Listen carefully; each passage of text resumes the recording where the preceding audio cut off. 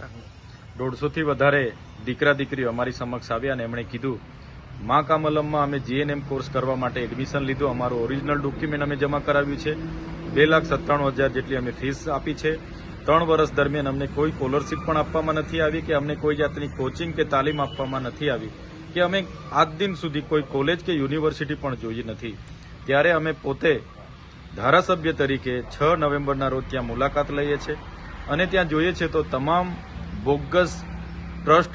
આ આદિવાસી વિસ્તારમાં ચાલે છે. એ બાબતને લઈને તમામ વિદ્યાર્થીઓ સાથે અમે 11 નવેમ્બરના રોજ નર્મદા પોલીસ અધિક્ષકને આ બાબતની તપાસ કરવા અને અમારા બાળકોને એમનું ઓરિજિનલ ડોક્યુમેન્ટ મળે, એમણે ભરેલી ફી પાછી પરત મળે અને એમને સ્કોલરશીપ મળે અને એમને આગળ કોઈ સંસ્થા દ્વારા 3 વર્ષ જીએનએમની તાલીમ આપીને એમને ઉત્તીર્ણ કરવામાં આવે એવી અમે માંગ કરી હતી. પણ આજે 10 દિવસથી પણ વધારે દિવસ થવા છતાં સરકારી તંત્ર કે વહીવટી તંત્રનું પેટનું પાણી પણ નથી હલતું. માત્ર એમણે લેખિતમાં અમને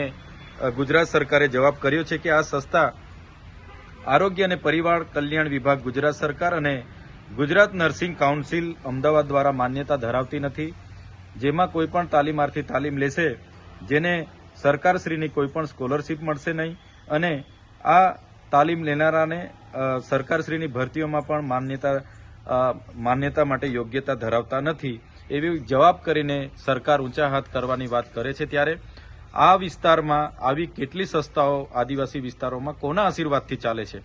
અને અમે ધારાસભ્ય તરીકે રજૂઆત પુરાવા સાથે કરીએ, શિક્ષણ મંત્રી એના પર કડક કાર્યવાહી કરવાની માંગ કરે, છતાં આજે દિન સુધી અમારા બાળકોને ન્યાય ન આપવાનું શું કારણ છે, કોનો હાથ છે, કોના આશીર્વાદ છે? ત્યારે અમે આવતીકાલે આ તમામ વિદ્યાર્થીઓને અપીલ કરીએ છીએ. આવતીકાલે તારીખ 21 ગુરુવારના રોજ 11 કલાકે નર્મદા કલેક્ટર અને નર્મદા એસપી કચેરી આપણે સૌ જવાનું છે અને આપણા ઓરિજિનલ ડોક્યુમેન્ટ મળે અને આપણી સ્કોલરશીપ જે પણ લોકોની બાકી છે એ મળે, જે પણ લોકોની ફીસ બાકી છે એ પણ આપણને રિટર્ન મળે. એવા તમામ વિદ્યાર્થીઓ માટે અમે પ્રયાસ કરવા જઈ રહ્યા છે. ત્યારે તમામ વિદ્યાર્થીઓ આવતીકાલે સમયસર પહોંચે એવી આપ સૌને અમે નમ્ર અપીલ કરીએ છીએ.